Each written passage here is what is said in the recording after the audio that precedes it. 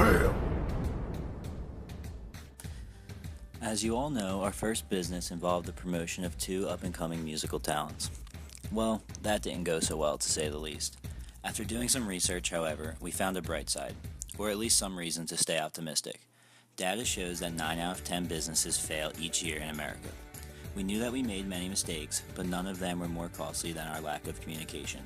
Even saying hello to each other in class wasn't a guarantee. So half of the semester was gone, and Professor definitely wasn't happy with us. But our group had just established a group text, and we had a few good ideas in motion. For our project, we helped raise money for the Vincent A. Myers Scholarship, created in memory of my dad, Vince Myers, who passed away of brain cancer on December 22nd, 2013. We raised money by selling koozies, which ranged in price from $3 to $5. Money could also be donated through a GoFundMe started by my mom, Denise Myers, who also helped set up the scholarship. The scholarship is then given out to a student mentored through the club, 100 Black Men of North Metro Atlanta Men of Tomorrow. This club helps mentor youth from ages 8 through 18 in the North Metro Atlanta area, where my father had been a mentor for about 8 years. The student who wins the scholarship is selected through a process conducted by the club. The scholarship has so far been successful, with 4 students receiving scholarship in the past year and a half. After hearing about the sales of the koozies in my father's memory, a close family friend who was also active in the 100 bought 8 of our koozies from Atlanta. Since mid-October, we had a good number of people buy our koozies. Cornerstone Hospice, located in Winter Haven, Florida, is a nonprofit organization that provides support to not only their patients, but the patients' families and friends. We partnered with Cornerstone Hospice to help provide families with basic needs and toiletries for when they're staying away from their homes when these things might not be easily accessible or readily available.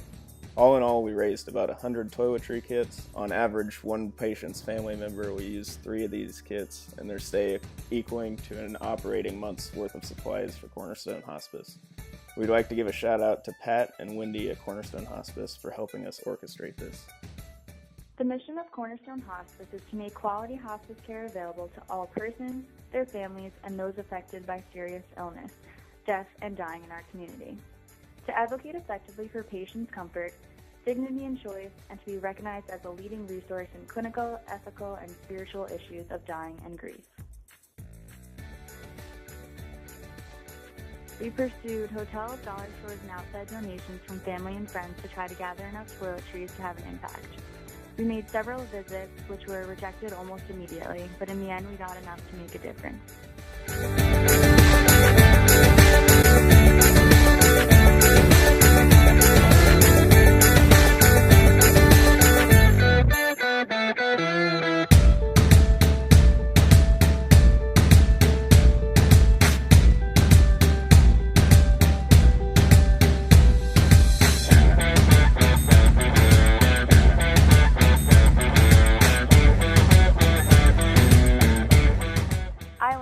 Groups function productively.